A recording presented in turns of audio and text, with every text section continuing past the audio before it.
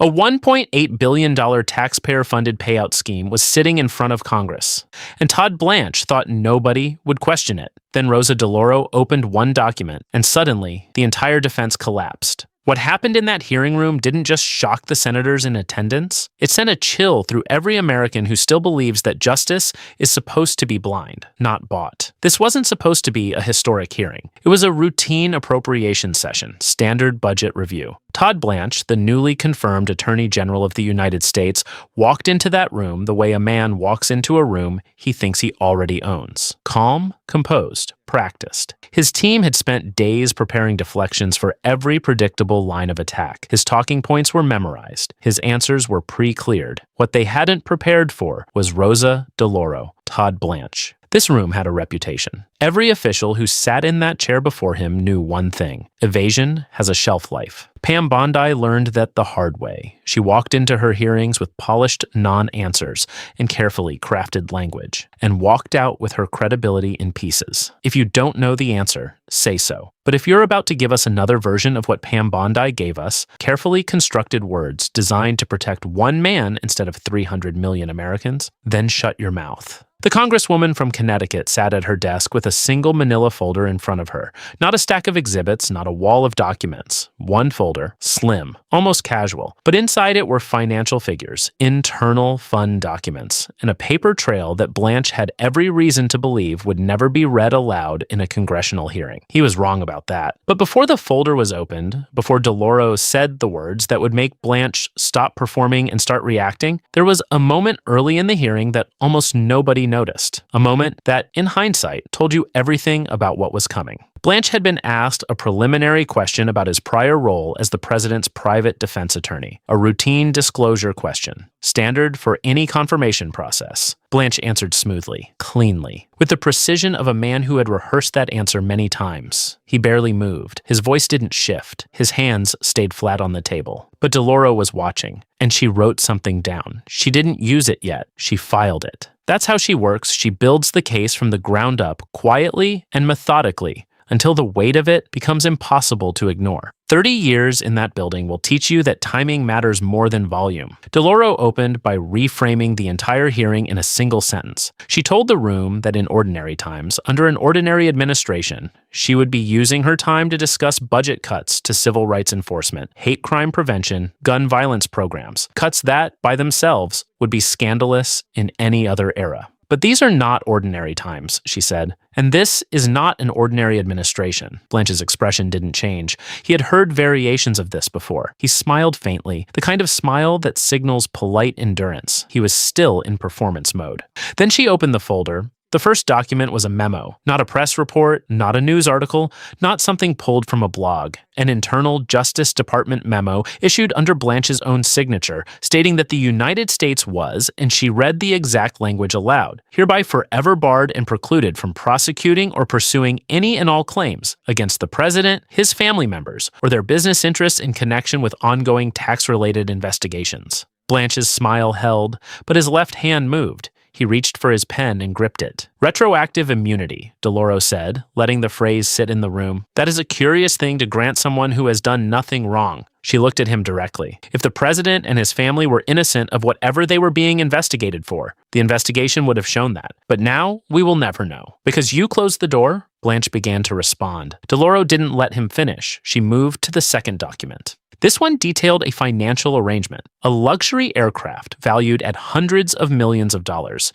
transferred to the President of the United States from a foreign government, a potential violation of the Emoluments Clause of the Constitution. Not an allegation from a political opponent, a documented transaction, a physical asset. She placed the page on the table in front of her and asked Blanche, "Did the president receive this aircraft, yes or no?" Blanche leaned back slightly. "You're reading from unsourced press reports," he said. His voice was still controlled, but something had shifted in the register. It was flatter now. Harder. "It is not a press report," DeLauro said. "Did the president receive this jet, yes or no? I'm not going to respond to hypotheticals based on, it is not a hypothetical." Her voice didn't rise, it sharpened. "Did it happen, or did it not happen?" Blanche looked around the room, not the slow, casual scan of a confident witness. Something faster. Something that looked more like a man calculating his options. Apparently, you read different press than I do, he said. DeLauro looked at him for a full 3 seconds without speaking. Then she moved to the next document. This one covered Jared Kushner's financial arrangements with the Saudi royal family. Deals worth billions, structured in ways that raised direct questions about kickbacks, foreign influence payments, and potential violations of the Foreign Corrupt Practices Act. She asked Blanche the same question she had asked before. Would an independent attorney general, one without prior loyalty to this administration, have grounds to open a criminal investigation? Yes or no? No, Blanche said. Fast this time, too fast.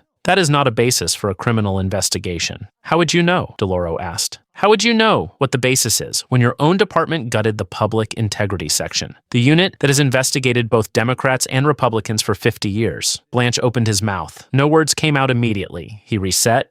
He tried again. Congresswoman, the Department of Justice, you gutted it, she said. The unit responsible for government corruption investigations gone. And now you sit here and tell me you can evaluate whether these transactions warrant review? But DeLauro wasn't done with the documents. She pulled the third page from the folder. This one concerned Peter Navarro, a White House advisor and associate of Donald Trump Jr., and a $600 million Pentagon loan directed to Vulcan Elements, a startup company founded just 2 years earlier, in which Trump Jr.'s own venture capital firm held a financial interest. After the deal was announced, the company's estimated valuation increased tenfold. She read those numbers aloud slowly so that every camera in that room could catch them. $600 million in public funds, 2 years old, 10 times the valuation, and a direct family financial stake in the outcome. The silence in the room lasted 8 full seconds. Blanche's pen was no longer just being gripped. It was moving in small, tight circles on the pad in front of him. His jaw was set. His eyes were fixed on a point just past DeLauro's shoulder, not on her face. These are reports, he said. His voice had changed again. The smooth, prepared cadence was gone, hat replaced. It was clipped, pressed, defensive. These are not verified. These are not the basis on which federal investigations are opened.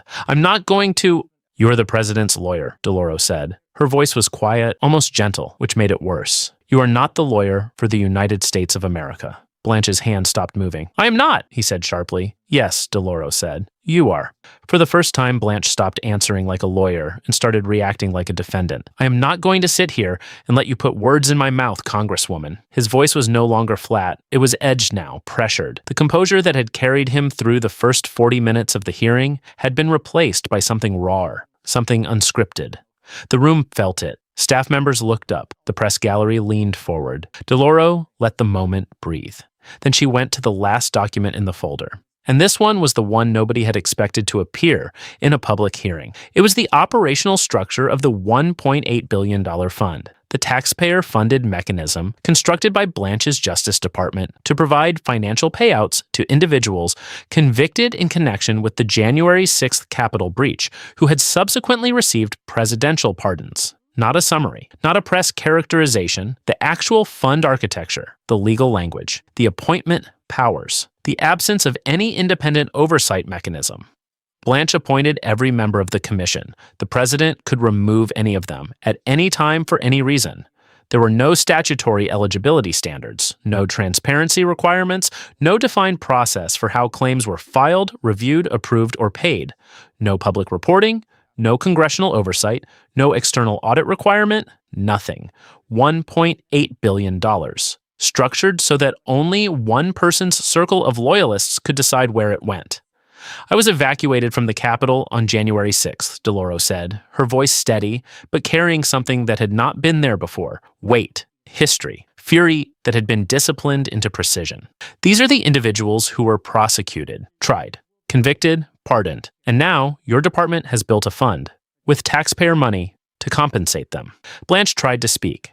There is no transparency built into this fund, DeLauro continued. She wasn't stopping. There is no congressional oversight. The public cannot see who filed a claim, how much they requested, on what grounds it was approved or denied. We don't even know the process by which payments will be dispersed. All we know for certain is that the president's former personal lawyer, now sitting in the chair of the Attorney General, built a $1.8 billion payout structure that answers to exactly one person. Blanche's posture had shifted completely from where it had been at the start of the hearing. The confident lean forward was gone. He was sitting straighter now, tighter, the way a person sits when they feel the walls of a room getting smaller. His voice, when he finally spoke, was controlled but stripped of its earlier ease. The fund was established through proper legal channels, with no oversight, and the process for claims is being determined, with no transparency. Congresswoman, I have to ask that you allow me to— You do not belong in this job, Mr. Blanche. The room did not erupt. It went quiet in a way that was louder than noise. Several members on both sides of the aisle shifted in their chairs. A Republican member glanced at his staff. The cameras stayed fixed on Blanche's face, where the micro expressions of a man recalibrating were visible to anyone watching closely enough. He said thank you. He said he appreciated the committee's time. He said the proper procedures were being followed. He said these things in the measured, careful tone of someone who had just been reminded in front of a national audience that no amount of legal training protects you when the documents in someone else's folder are more powerful than the ones in yours. What that hearing revealed wasn't just a policy disagreement. It was something older and more fundamental. A congresswoman who had been in that building for 30 years, who had been evacuated from that building on one of its darkest days, sitting across from a man whose most recent job was defending the person many believe was responsible for that day, and asking him, on the record, with documents on the table, whether he was capable of choosing the country over the client. The $1.8 billion was the number, but the real question was never about money. It was about whose lawyer Todd Blanche actually is. Now we're asking you, was Todd Blanche defending justice in that hearing, or protecting the same administration that put him in that chair? Drop your answer below, because that's the only question that matters right now.